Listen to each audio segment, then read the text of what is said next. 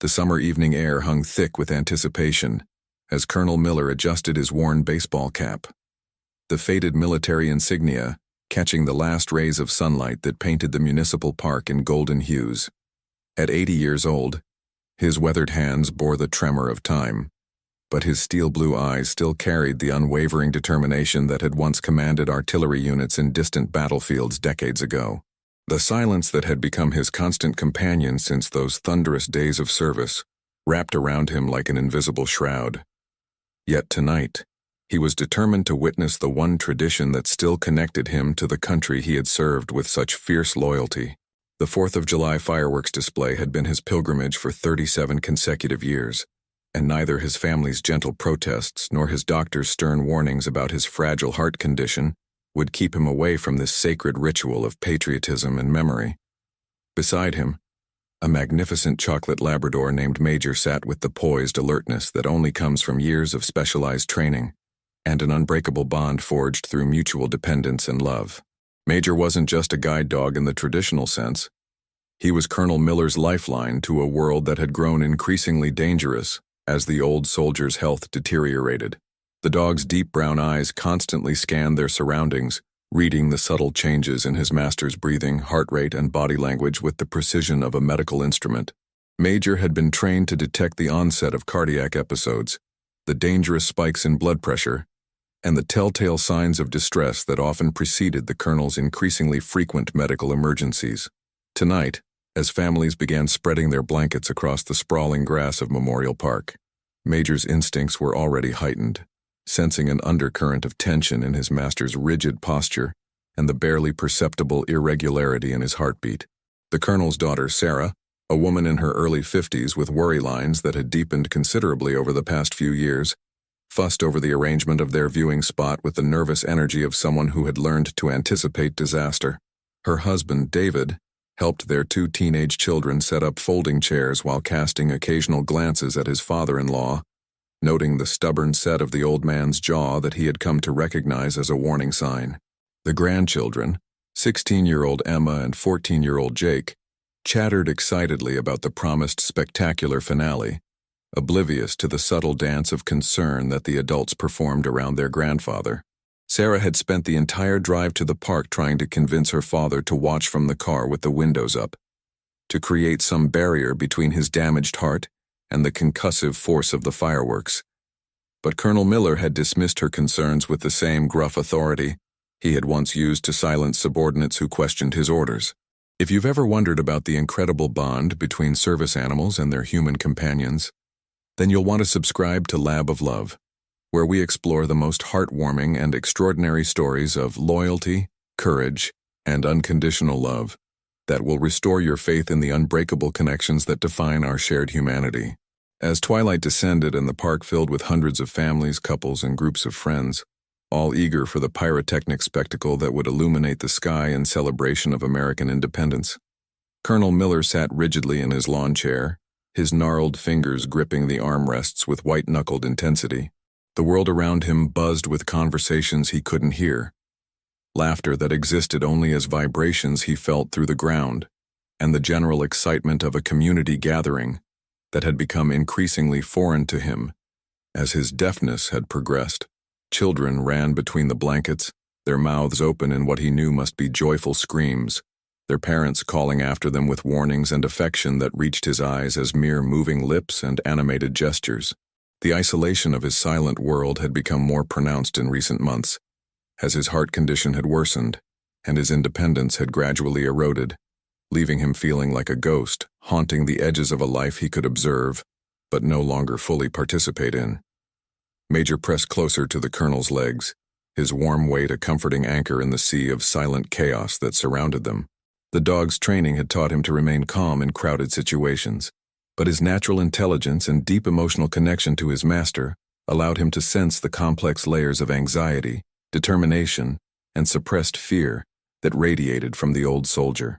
Throughout their years together, Major had learned to read the colonel's moods and physical states with an almost supernatural accuracy, detecting the subtle changes in scent, posture, and energy that preceded everything from mild discomfort to life-threatening medical crises.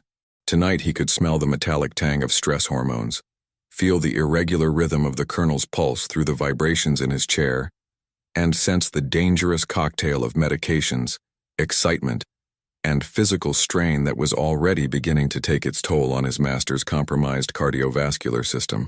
The first explosions began with a series of smaller displays, colorful bursts that painted the darkening sky in brilliant reds, whites, and blues, each one accompanied by the thunderous boom that the colonel experienced not as sound, but as a physical force that seemed to punch through his chest and rattle his bones. The crowd gasped and applauded with each spectacular burst, their faces turned skyward in wonder and delight, while the colonel felt each explosion as a tremor that seemed to originate from somewhere deep within his body and radiate outward through his nervous system. His breathing began to quicken almost imperceptibly, his heart struggling to maintain its already irregular rhythm, as the percussive waves from the fireworks created a resonance that seemed to shake the very foundation of his being. Sarah and David were transfixed by the display, their attention focused entirely on the sky, while the grandchildren held up their phones to record the spectacle, none of them noticing the subtle signs of distress that were beginning to manifest in the colonel's increasingly rigid posture and shallow breathing. Major felt the change immediately, his sensitive nose detecting the shift in his master's body chemistry that signaled the onset of cardiac distress. The dog's training kicked in automatically, but the complexity of the situation presented challenges that went beyond his standard protocols. The source of the colonel's distress wasn't internal this time.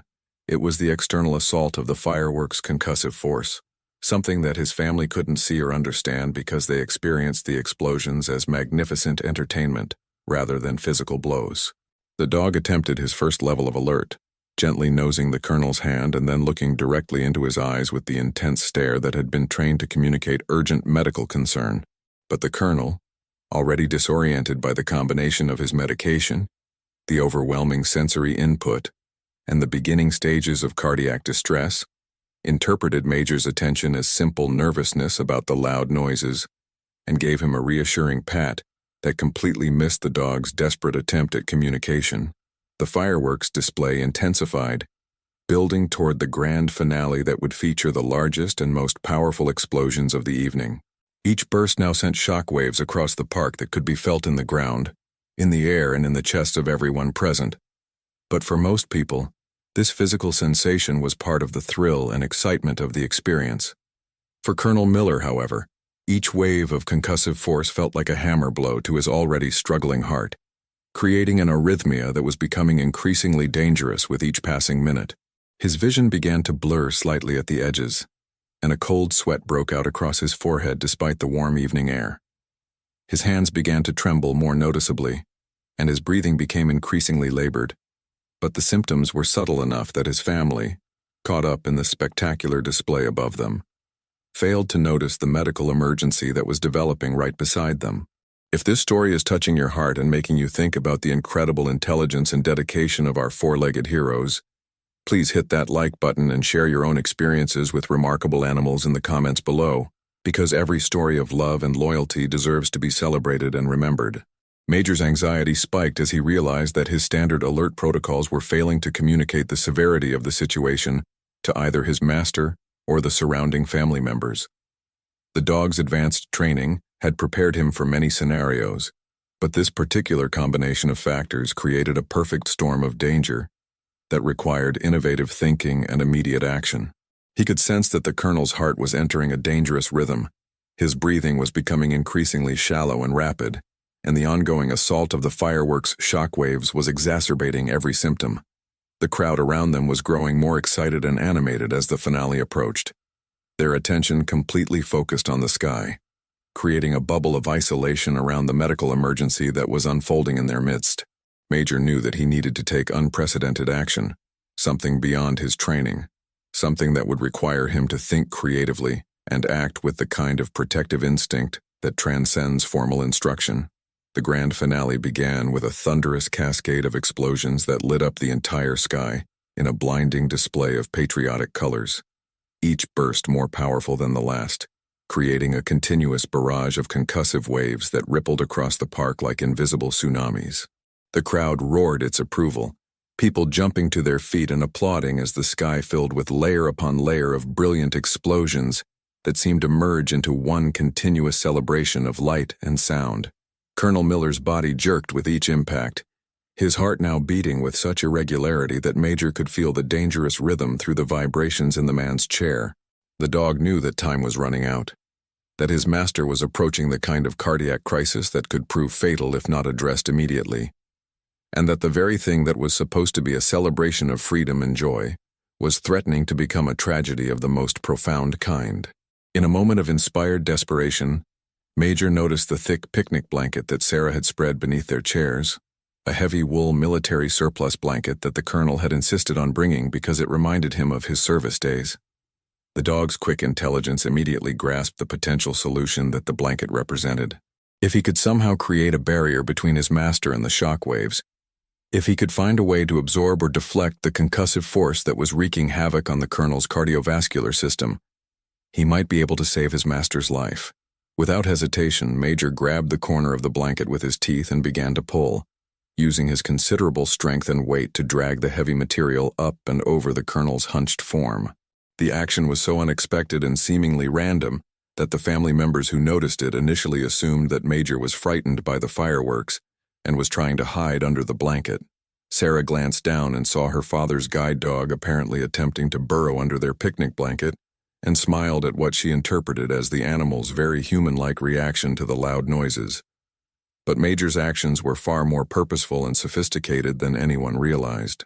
He continued to work with the blanket, using his nose, his paws, and his mouth to position it carefully over the colonel's head and chest, creating a protective barrier that would absorb and deflect the shock waves that were causing his master's cardiac distress. The dog's movements were deliberate and persistent, driven by an understanding of the situation that went far beyond simple animal instinct. Once he had successfully draped the blanket over the colonel's upper body, Major took the most remarkable action of all. He carefully positioned himself on top of his master, laying his full 70-pound weight across the old man's chest and lap, creating what could only be described as a living shield. The dog's body became a buffer zone, absorbing the impact of the shock waves and providing the deep pressure therapy that he had been trained to use in cases of anxiety and panic attacks, but applying it now in a completely novel way to address a medical emergency that his trainers had never specifically prepared him for. Major's warm weight pressed down on the colonel's chest, his steady breathing providing a rhythm that the old man's heart could follow, while his body mass absorbed and dissipated the concussive force that had been threatening his master's life. The effect was almost immediate. Colonel Miller's breathing began to slow and deepen, his heart rate gradually stabilizing as the protective barrier created by Major's body and the blanket shielded him from the worst effects of the continuing fireworks display. The dog remained perfectly still, his head resting on the colonel's shoulder, his eyes alert and watchful, monitoring his master's condition with the dedication of a trained medical professional.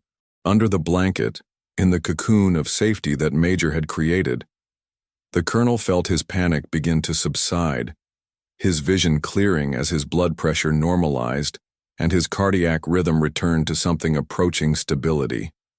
The muffled explosions of the grand finale continued above them, but their impact was now cushioned and absorbed by the most sophisticated and loving medical intervention that money couldn't buy and training couldn't fully teach. Sarah was the first to realize that something extraordinary was happening. She had been glancing periodically at her father throughout the fireworks display, her mother's instinct keeping part of her attention focused on his well-being, even as she enjoyed the spectacular show. When she saw Major's unusual behavior with the blanket, she initially dismissed it as the dog's fear response, but something about the deliberate nature of his actions made her look more closely.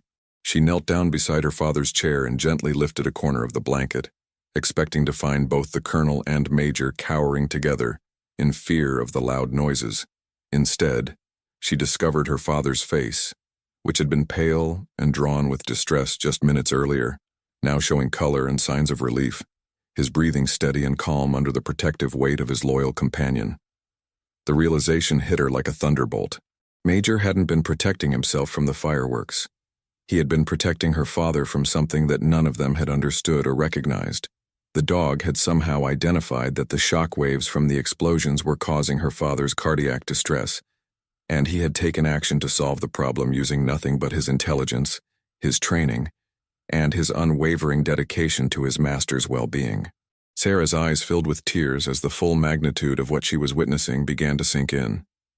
Her father's guide dog had quite literally saved his life, using methods that no human had taught him, responding to a medical emergency that the rest of the family hadn't even recognized was occurring. The people sitting on nearby blankets began to notice the unusual scene unfolding just a few feet away from them. What had initially appeared to be a frightened dog hiding under a blanket with his owner had revealed itself to be something far more remarkable and moving. Word began to spread through the immediate area, whispered conversations passing from family to family as people realized they were witnessing something extraordinary. The grand finale of the fireworks display continued to light up the sky above them, but more and more people found their attention drawn to the incredible demonstration of animal intelligence and loyalty that was taking place on the ground beside them. An elderly woman sitting on the next blanket over wiped tears from her eyes as she watched Major maintain his protective position over the colonel. The dog's unwavering vigilance and obvious love for his master creating a tableau that spoke to something deep and universal about the bonds that can exist between species. A young father pointed out the scene to his children, using it as a real-time lesson about devotion, sacrifice, and the incredible capabilities of animals who are trained to serve and protect.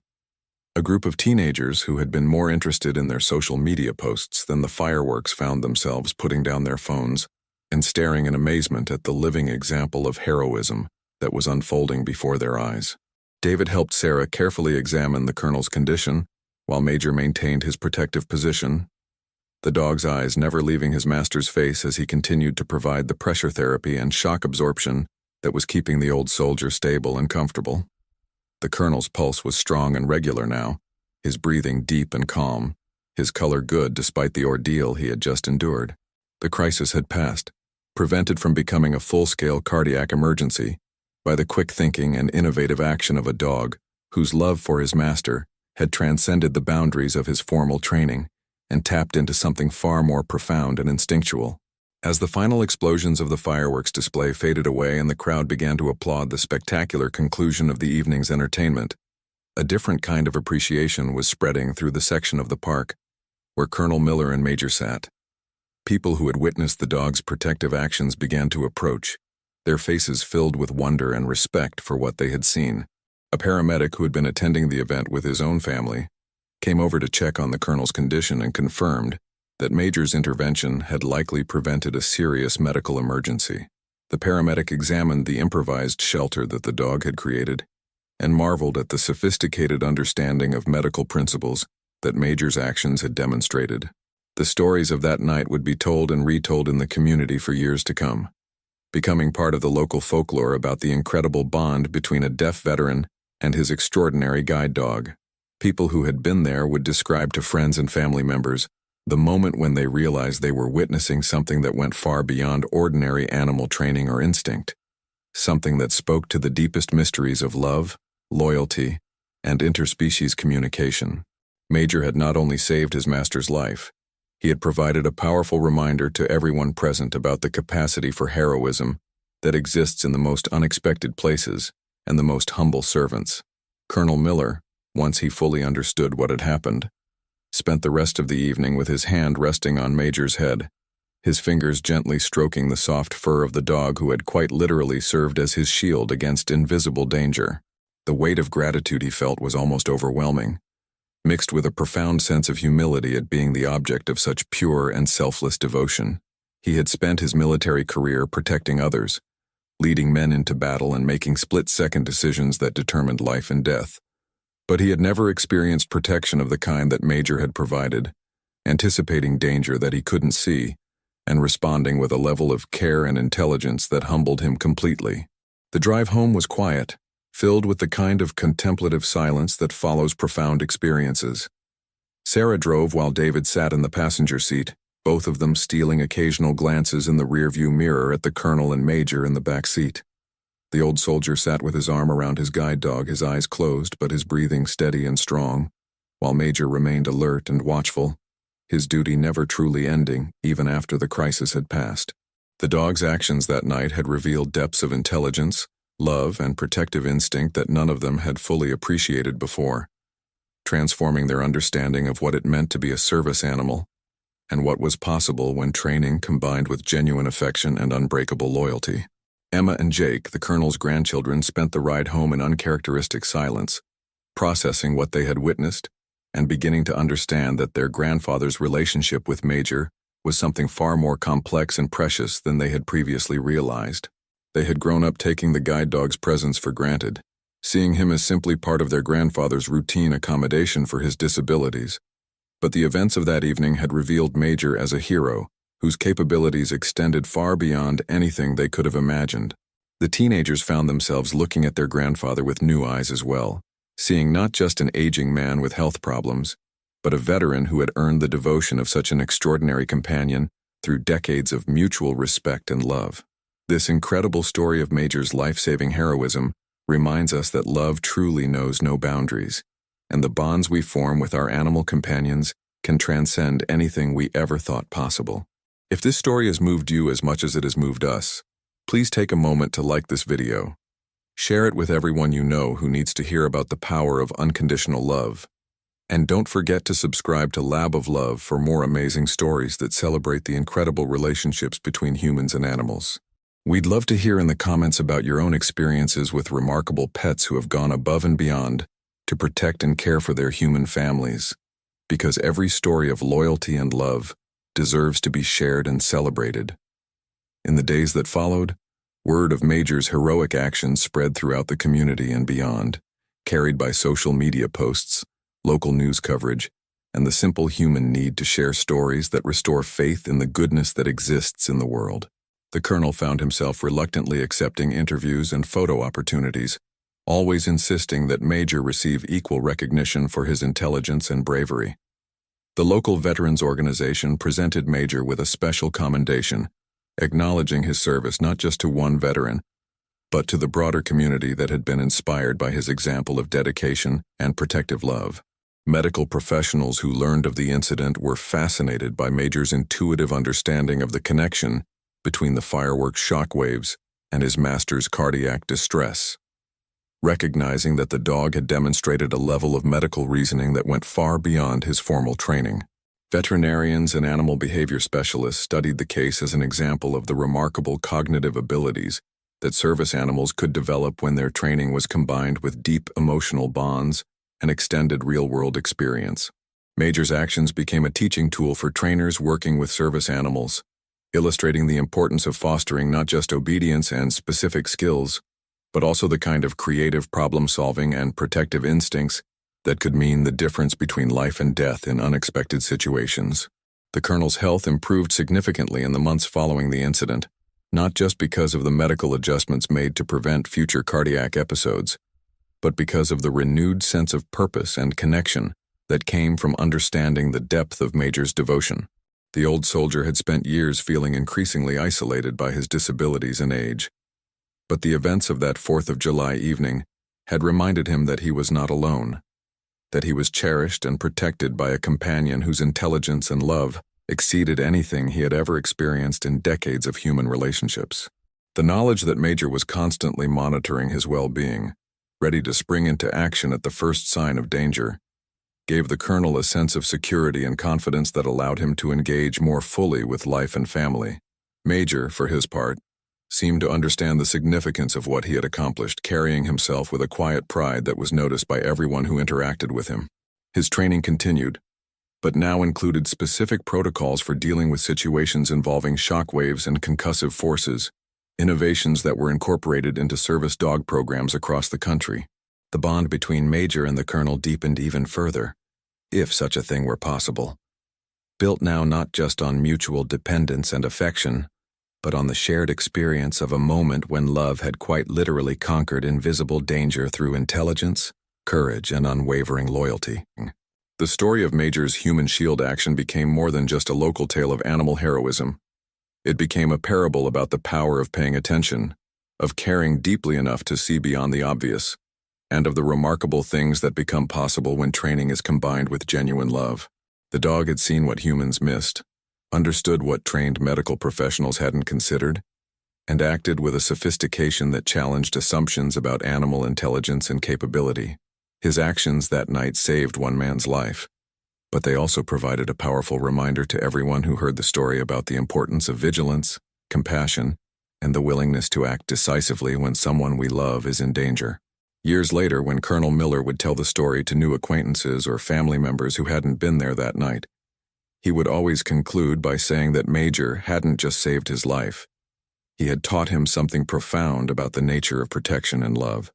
The dog had seen an invisible threat, understood its dangerous implications, and created an innovative solution using nothing but his intelligence, his body, and his unshakable commitment to his master's well-being. It was, the colonel would say, the purest example of heroism he had ever witnessed, made all the more remarkable by the fact that it came from a source that asked for nothing in return except the opportunity to continue serving and protecting the human he loved above all else. The legacy of that 4th of July evening lived on in the community's collective memory, in the improved training protocols for service animals, and in the deepened understanding between one deaf veteran and his extraordinary guide dog. Major had proven that love could indeed serve as a shield against danger, that intelligence and training could combine with devotion to create miracles, and that sometimes the greatest heroes are the ones who never seek recognition for their actions, but simply do what needs to be done because their hearts leave them no other choice. The onlookers who witnessed Major's protective actions that night were left truly speechless, not just by what they had seen, but by what it revealed about the profound connections that are possible between species when trust, training, and unconditional love come together in the service of protection and care.